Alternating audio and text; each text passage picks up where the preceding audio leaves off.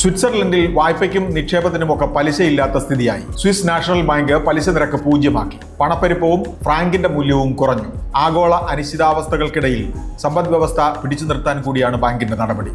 വായ്പ എടുക്കേണ്ടവർ ഹാപ്പി, ബാങ്കിൽ നിക്ഷേപിക്കുന്നവർക്കോ പണം വളരില്ല.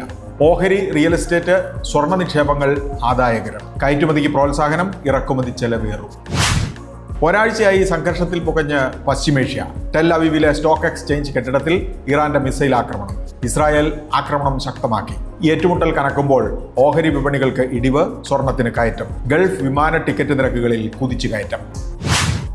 കൊക്കക്കോളയും പെപ്സിയും കൈയടക്കി വച്ചിരിക്കുന്ന ലഘുപാനീയ വിപണിയിൽ കാമ്പ കോളയുമായി ബലാബലത്തിന് റിലയൻസ്.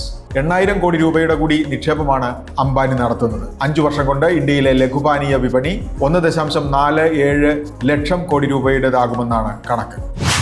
ധനം ബിസിനസ് മീഡിയയുടെ ആഭിമുഖ്യത്തിലുള്ള ബിസിനസ് സമ്മിറ്റും അവാർഡ് നൈറ്റും 25-ന് കൊച്ചി ലേ മെറിഡിയൻ കൺവെൻഷൻ സെന്ററിൽ. ഓസ്കാർ പുരസ്കാര ജേതാവ് ഗുനീത് മോങ്ക കപൂർ, ശ്രദ്ധേയനായ സംരംഭകൻ ഫൈസൽ കൊട്ടിക്കോളൻ, സാമൂഹ്യ നിരീക്ഷകനായ മുരളി തുമ്മാരുകുടി എന്നിവരും നിരവധി ബിസിനസ് പ്രമുഖരും പങ്കെടുക്കും. 10 ഇൻസ്പയറിംഗ് അച്ചീവേഴ്സ് എന്ന ഗ്രന്ഥത്തിന്റെ പ്രകാശനം, പാനൽ ചർച്ച തുടങ്ങിയവ മറ്റു പ്രത്യേകതകൾ.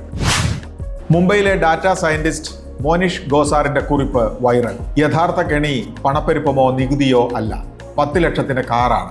സുഖസൗകര്യങ്ങൾക്കും സോഷ്യൽ സ്റ്റാറ്റസിനും വേണ്ടിയുള്ള പരക്കം പാച്ചിലാണ്. ആഗ്രഹങ്ങളെ ആവശ്യങ്ങളായി നമ്മൾ തെറ്റിദ്ധരിക്കുന്നതായി മോനിഷ് ഗോസാർ. ബിസിനസ് വാർത്തകൾ വിശദമായി അറിയാൻ ധനം online.com.